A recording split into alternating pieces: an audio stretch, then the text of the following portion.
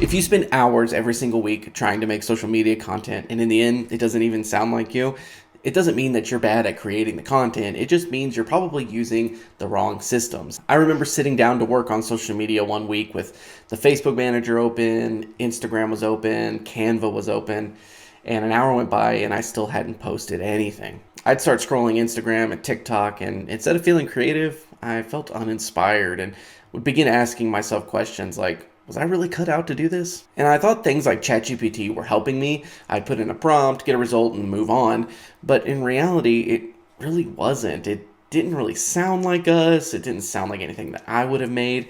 And it wasn't until I made a shift in the way that I used AI that everything changed. And hey, real quick, if I haven't introduced myself yet, my name is Matt, and I am a worship and media communications director at a church in Georgia. I've been doing this for almost 10 years now, and ultimately, I love taking tools like AI and other technology to help ministry leaders use them to redeem their time so they can get back to what's actually important, being with people. And before this, I would use ChatGPT almost like Google. I would go into that little search bar and just type in, create for me a Facebook post, or create for me a graphic for this Bible verse. And it wasn't terrible, it just wasn't usable either. It honestly kind of felt more like a robot trying to impersonate a pastor. I would spend more time going back and fixing some of the things that it made instead of using it, which wasn't really redeeming my time, it was just moving my stress from one place to another. Everything changed when I stopped using ChatGPT like another machine and more like an actual teammate.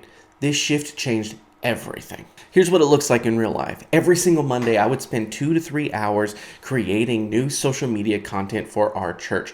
I would have to sit there and figure out what was coming, how to make it sound original, like it wasn't copy and pasted from last week. But once I shifted the way that I used AI, I was able to take that 2 to 3 hour job and condense it down to just 15 minutes. I do these social media posts in between church services. I just tell ChatGPT who it is, what I need it to do, and what it needs to sound like in the end. And guess what? It nails it every single time. And from there, all I do is copy, paste, tweak a couple words here, and then I'm done. But here's what surprised me the most. It wasn't just the time savings, it was the margin that grew into my life. I was able to redeem my time and get back to things like Christmas planning, Easter, large events, getting coffee with volunteers. I had more energy, more clarity, and honestly, more joy.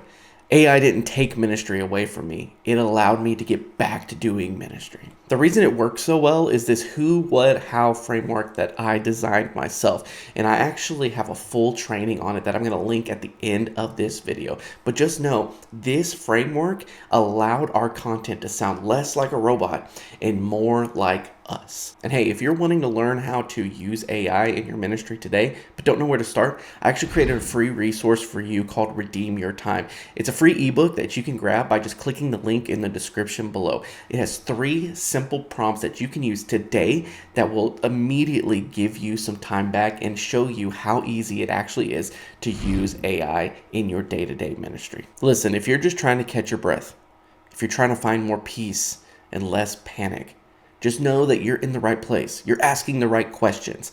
And I believe that this is a community that we're building over here that is going to lift each other up and teach each other how that we can begin redeeming our time so we can get back to what's most important, being with people. So if that resonates with you, go ahead and hit that subscribe button because I want you guys to know when my newest videos go live so we can gather together and talk more about how we can get back to doing what's most important. And if you click right here, you can check out that video that I promised you on the who, what, how framework. I'll see you guys over there.